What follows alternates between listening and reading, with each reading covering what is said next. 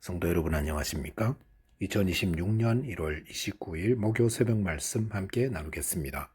함께 나누실 하나님 말씀은 창세기 20장 1절에서 18절까지입니다.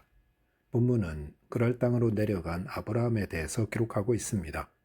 본문을 통해서 하나님은 성도를 귀하게 보심과 온전히 회개할 때 화평을 이루게 됨에 대해서 묵상하겠습니다. 첫째 묵상할 내용은 하나님은 성도를 귀하게 보신다는 것입니다. 본문 1절에 보시면 아브라함이 거기서 네게브 땅으로 옮겨가 가데스와 술 사이 그랄에 거류하며 라고 하였습니다. 소돔과 고모라가 하나님의 심판을 받아 멸망한 뒤 아브라함은 20여 년간 머물던 헤브론의 마므리 상수리 숲을 떠나게 되었습니다. 그리고 남쪽으로 약 16km 지점에 위치한 그랄로 이사하였습니다. 아브라함이 기근도 아닌데 오래 머물었던 마므레 상수리 숲을 떠난 이유는 아마도 소돔과 고모라의 멸망 때문이 아니었나 생각합니다.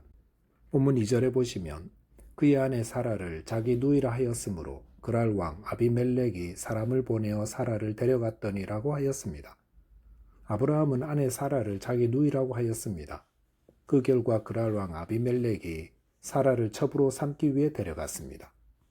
아비멜렉이 사라를 데려간 이유는 90세 된 사라의 아름다움 때문이었다기보다는 당시 자신의 영토에 들어온 이웃 족속과의 우호를 도모하기 위한 정략 결혼 때문이 아니었나 추측합니다. 그런데 아내를 자기 누이라고 하여 그랄 왕의 첩으로 내어보낸 아브라함의 행동은 그 어떤 이유로도 비난받지 않을 수 없습니다. 아브라함은 이미 20년 전에 낯선 애굽에서 똑같이 사라를 자기 누이라 했다가 하나님의 도우심으로 어려움을 벗어날 수 있었습니다. 그런데 이번에도 똑같이 낯선 곳에서 잘못된 판단과 결정을 내렸더랬습니다. 이런 아브라함의 모습은 얼마나 실망스럽습니까? 아브라함은 그동안 하나님의 은혜로 많이 훈련되고 연단되었습니다. 더구나 아내 사라는 1년 내에 약속의 아들을 낳게 될 것이라는 언약까지 받은 상태입니다. 그렇다면 그 언약을 지키기 위해서라도 사라를 지켜야 했습니다. 아니 그런 것 다 떠나서 남편으로서 아내를 지키는 것이 맞습니다. 그랄에서 아브라함의 행동은 돌이킬 수 없는 치명적인 잘못이요 실수입니다. 그런데도 성경이 아브라함의 이런 잘못을 2번이나 기록한 이유가 무엇이겠습니까? 그것은 아브라함을 통해 이루실 하나님의 언약은 아브라함의 인격이나 신앙 때문이 아니라 하나님의 주권적인 역사와 은혜 때문임을 말해주려는 것입니다. 인간은 참으로 연약한 존재입니다. 아브라함도 마찬가지입니다. 그의 나이 99세인데도 이런 잘못을 저지르고 있습니다. 더구나 그는 하나님과 깊고 풍성한 교제를 누리던 자입니다. 더구나 죄로 인해 소돔성이 멸망하는 것도 목도했던 자입니다. 그런데도 낯선 곳에서 어려움 앞에 서자 20년 전에 저질렀던 잘못을 똑같이 반복함으로 자기 아내와 이웃을 큰 어려움에 빠뜨렸습니다. 그런데 생각해보면 아브라함만 그런 것이 아닙니다. 모든 사람은 다 허물과 연약함을 안고 살아갑니다. 그러므로 사람들에게 소망을 두면 그 결과는 허무하게 됩니다. 아브라함은 우리가 바라고 의지할 대상이 아닙니다. 우리의 소망은 오직 예수 그리스도밖에 없습니다. 본문 3절 보시면 그 밤에 하나님이 아비멜렉에게 현몽하시고 그에게 이르시되 내가 데려간 이 여인으로 말미암아 내가 죽으리니 그는 남편이 있는 여자임이라 하였습니다. 그날 밤 하나님이 아비멜렉의 꿈에 나타나 사라를 지켜주셨습니다. 그랄 땅에서 아브라함과 사라는 참으로 연약한 자였습니다. 그들을 지켜줄 사람은 아무도 없었습니다. 그래서 스스로 살 길을 강구하기 위해 아내를 아내라 하지 못하는 비겁하고 치졸한 자 되었습니다. 하지만 그런 가운데서도 하나님은 아브라함과 사라를 지키고 계셨습니다. 존 칼빈은 본문을 주석하면서 이것은 우리가 세상으로부터 제 아무리 멸시를 당한다 할지라도 그분에게는 아직도 귀한 존재라는 것을 말해준다 했습니다. 세상은 여러분을 어떻게 볼지 모릅니다. 하지만 하나님께는 여전히 귀하고 소중한 존재입니다.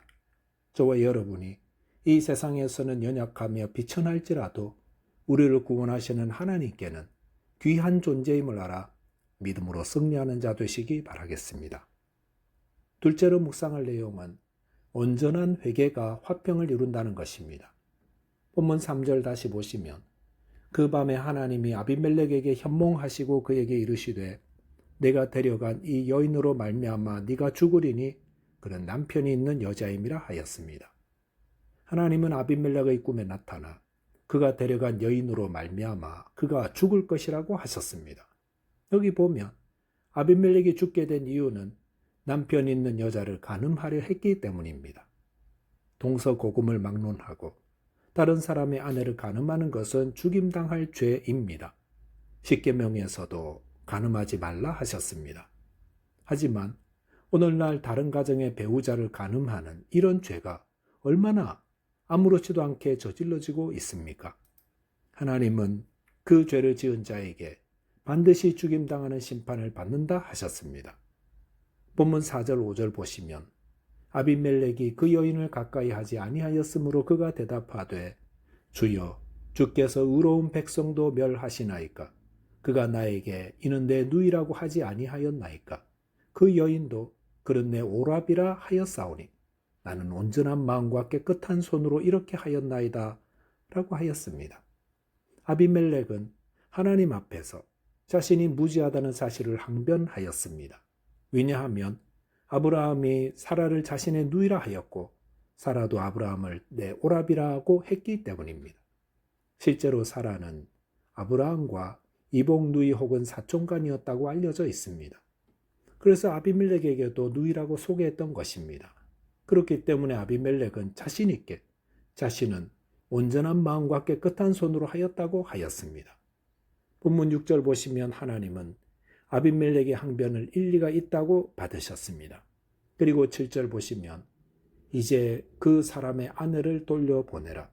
그는 선지자라. 그가 너를 위하여 기도하리니 네가 살려니와 내가 돌려보내지 아니하면 너와 내게 속한 자가 다 반드시 죽을 줄 알지니라 하였습니다. 하나님은 아비멜렉에게 사라를 돌려보내라 하시면서 돌려보내지 아니하면 그와 그에게 속한 자가 다 반드시 죽을 줄 알라 하셨습니다. 이것은 하나님의 엄중한 경고입니다.